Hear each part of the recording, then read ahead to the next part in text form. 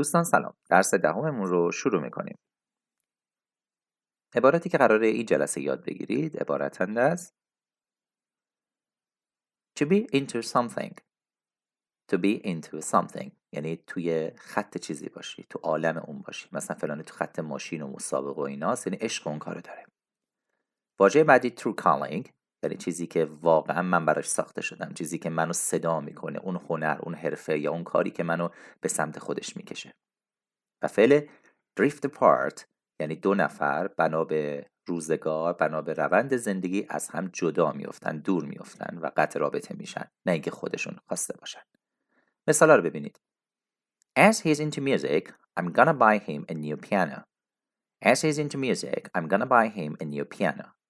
از اونجایی که اون تو خط موسیقیه، من براش یک پیانوی جدید خواهم خرید. If you realize what your true calling is, you will be more able to find your future way. If you realize what your true calling is, you will be more able to find your future way. اگر درک کنی یا تشخیص بدی که اون استعداد ذاتی تو چیه یا چی رو براش ساخته شدی، بهتر قادر خواهی بود که راه آیندت رو پیدا بکنی. و مثال بعدی We loved each other and everything was going on well, but unfortunately we kind of drifted apart. We loved each other and everything was going on well, but unfortunately we kind of drifted apart. همدیگر رو دوست داشتیم، همه چی هم داشت خوب پیش میرفت، متاسفانه یه جورایی از هم جدا افتادیم، یعنی دست تقدیر این کار رو کرد. حالا 2 فایل صوتیه، تو اینا مطالب رو پیدا کنیم. When I was in high school, I was really into sports. In college, I found out that my true calling is to be a science fiction writer. After high school, my girlfriend Melissa and I went to different colleges. After a while, we just drifted apart. Oh, well, I guess you and Tina are a good match then. You were always into art too, weren't you? No, not really. That's my brother Tom you're thinking of. چیزهایی که شنید. I was really into sports. واقعا تو خط ورزش بودم. گفت زمانی که تو های سکول بودم، دبیرستان بودم، کلا تو خط ورزش بودم و اینجور حرفا. عشق این کارو داشتم.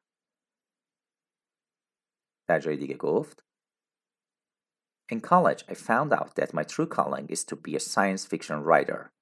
In college, I found out that my true calling is to be a science fiction writer. توی کالج متوجه شدم که اون چیزی که من براش ساخته شدم نویسنده داستان علمی تخیلی بودنه. Science fiction یعنی علمی تخیلی.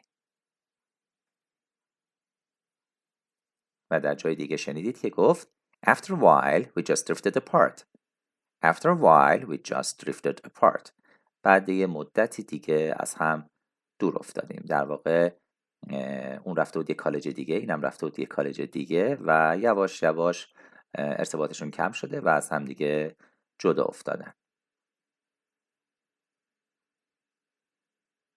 توی قطعه دوم این جمله گفته شد You were always into arts.